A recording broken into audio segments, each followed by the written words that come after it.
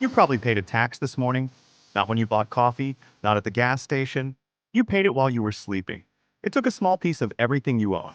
Your savings account, your paycheck from last month, that emergency fund you've been building. All of it. And you'll pay it again tomorrow. And the day after that. Forever. It has no rate listed anywhere. No bill arrives. No deadline to file.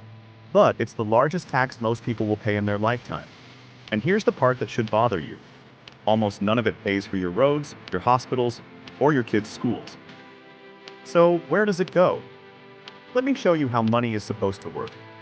You do work, you get paid, you save some, you spend some. The money in your account today should buy roughly the same amount of stuff next year. That's the deal. That's the entire social contract of a functioning currency.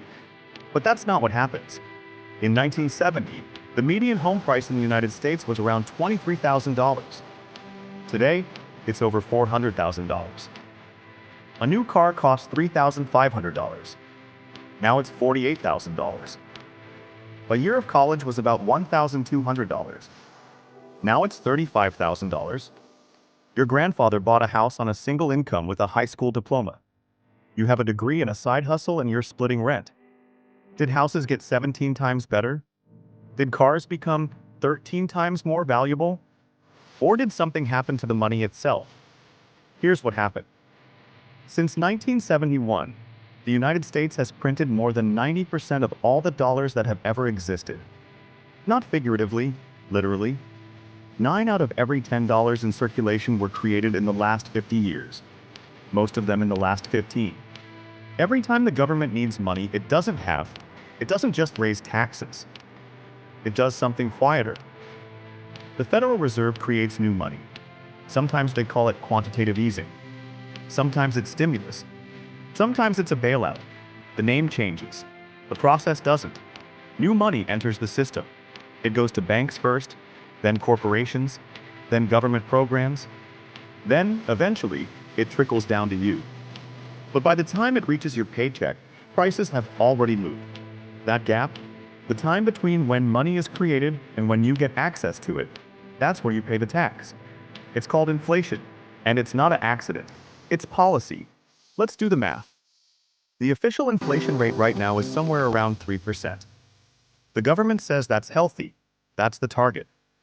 But even at 3%, your money loses half its value every 23 years. Put another way, if you're 30 years old and you save $50,000, by the time you're 60, that money will buy what $25,000 buys today. You didn't spend it. You didn't invest it badly. You just held on to it. And it rotted. But let's be honest, the real number is higher. The government calculates inflation using something called the Consumer Price Index. It tracks the price of a basket of goods. Sounds reasonable. Except they keep changing what's in the basket. They use something called hedonic adjustment, which means if a smartphone gets better features, they say the price didn't go up, you just got more value. They substitute products. If steak gets too expensive, they assume you'll buy chicken instead. So the index doesn't reflect what you actually pay. It reflects what they think you should be paying if you downgraded your life. Rent isn't weighted properly. Healthcare isn't weighted properly. Education isn't weighted properly. The things that matter most are underrepresented. Independent analyses put real inflation closer to 7% to 10% over the last 2 decades. At 7%, your money loses half its value every 10 years. That's the tax. Now here's the part they don't say out loud. Inflation benefits exactly one group of people, borrowers. And the biggest borrower on earth is the US government. The national debt is over $36 trillion.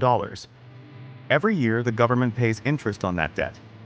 But if inflation runs at 4% and the interest rate on the debt is 3%, the government is actually making money. The debt shrinks in real terms while you pay for it with your dissolving paycheck. It's brilliant, it's invisible, and it's completely legal. You can't vote it away. You can't opt out. You just wake up every year a little bit poorer in ways that are hard to measure and even harder to prove. Let's pull back. This isn't about left or right. It's not about one president or one policy.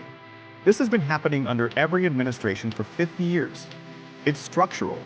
The system requires growth, constant growth, more loans, more spending, more money creation. Because if it stops, the debt becomes unservable. The markets collapse. Pensions evaporate. Everything that's been built on the assumption of infinite expansion falls apart.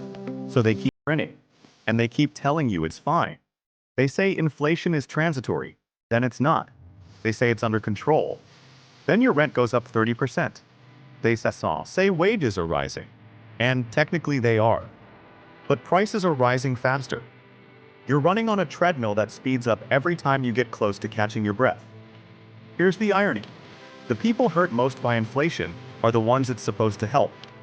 The poor, the working class, the people who don't own assets. Because inflation isn't just a tax on money, it's a transfer of wealth. If you own a house, inflation helps you. Your mortgage stays the same, but the value of your asset goes up. If you own stocks, same thing. Companies raise prices, share prices follow. But if you rent, if you're paid hourly, if you're saving cash for a down payment or an emergency, you're getting crushed. Slowly, silently, with no villain to point at. Just a system working exactly as designed.